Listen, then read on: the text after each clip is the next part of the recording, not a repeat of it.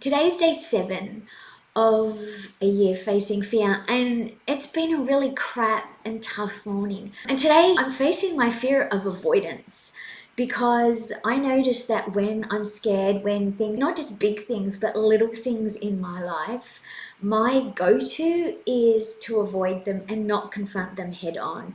And I'll avoid them to the point that I am literally thinking about that thing every single day, and it's making me feel sick, and I'm getting that same physiological fear response to that fear, to that threat every day, but I just don't do it. Avoidance is a natural part of human nature in response to a fear. In a lot of cases, avoiding something that we're afraid of can stop us from dying, it can keep us safe, but avoidance can also be maladaptive, meaning that it can pretty much stuff us up, because in day-to-day situations, most of the things that we're afraid of are not going to kill us and they're not going to hurt us. Answering an email or looking for a cat who's gone missing, we need to do that. These are the things in the right direction. But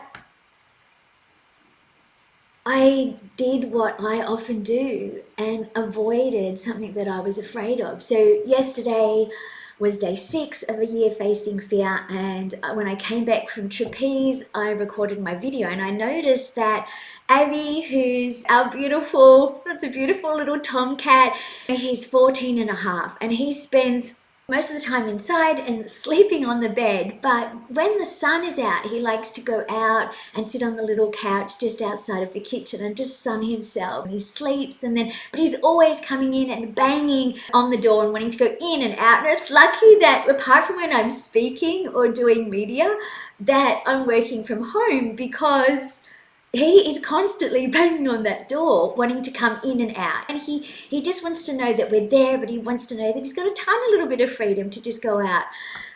But yesterday, after he went out in the morning, there was a part of me that noticed that he actually didn't come back. There was no banging on the door. There was no, literally he jumps up and there's these claw marks in the fly screen where he just hangs off it. And he didn't do that. And then when it was doggy and cat dinner time, he didn't come. And I called him, and that fear came up of, he's dead, he's been run over, he's 14 and a half, maybe he's gone somewhere to die. And there was a part of me that knew that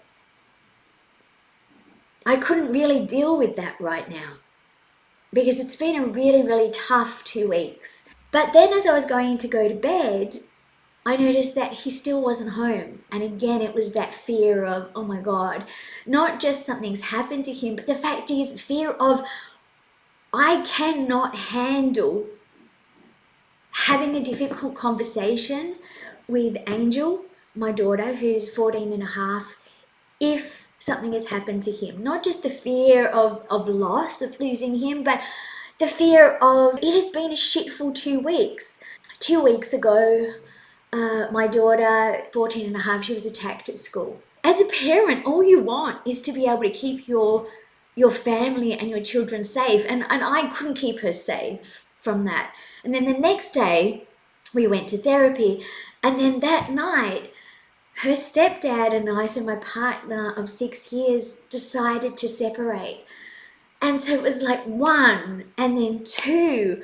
So on the surface, she's fine, I'm not feeling anything, I'm good, I'm okay. I can't believe I don't feel anything. Maybe it's not such a big deal.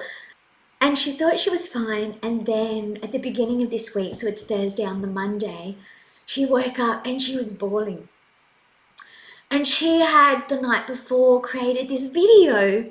She loves making edits, and she's a really talented video creator, and she loves making these edits, and she'd made this edit with a photo of her and her stepdad looking at each other saying, is this goodbye? I love you. And then his little caption, I love you too. And so Wednesday night when I came home, Avie wasn't there. And I knew in my heart that what I should do if I was going to deal with the situation is to put a post up on the Good Karma Network, the local Good Karma Network on the community. Have a look at the pound notices to see if he'd been picked up. But that fear of not being able to have that difficult conversation, that fear of not being able to keep my daughter safe, and also feeling like a bloody lousy parent, because this has been like 1, 2, 3, 4 things that have happened in the space of 2 weeks that I have actually made me feel like and question my parenting ability, and now question my ability now to be able to handle, and that fear of what if I can't handle this? What if fear of having that difficult conversation? And so I avoided it. And then this morning I got up and I woke up and I remembered that I'd forgotten to put the bins out, and I could hear the bins coming. So I ran outside and Avie wasn't there. And fear just came up again, and I could feel my breathing and my heart rate increase. Instead of just sitting in this avoidance. And the thing about avoidance is that even though it's a natural response to threat and fear and feeling harm, if you keep avoiding fear, if you keep avoiding the things that you're afraid of, the research tells us that this can become a habit. And I have been stuck in a habit of avoidance in a lot of areas of my life, which is one of the reasons why I'm doing a year facing fear. And so I got my phone and I put a post up on the Good Karma Network, my local Good Karma Network. And then within about half an hour, I got a post saying, "Is this him? He's not dead.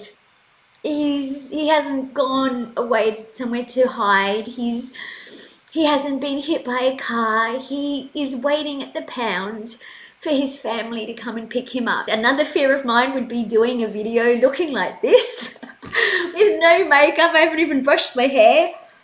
But so that's another fear for today. I have this week started to face so many things that I've been avoiding, and I don't know about you. In your life, what are the fears? What are the things that are scaring you? What are the tiny little baby things that you have been putting off and avoiding, but you can still feel like they're still under the surface? There's still that underlying dread or nervousness or worry or feelings of not being good enough or whatever it is. What is it that you've got sitting under there that you're avoiding because of fear, because of the emotions maybe that you don't want to face? And avoidance is a coping mechanism so that we don't have to face these emotions, so that we don't have to face harm, right?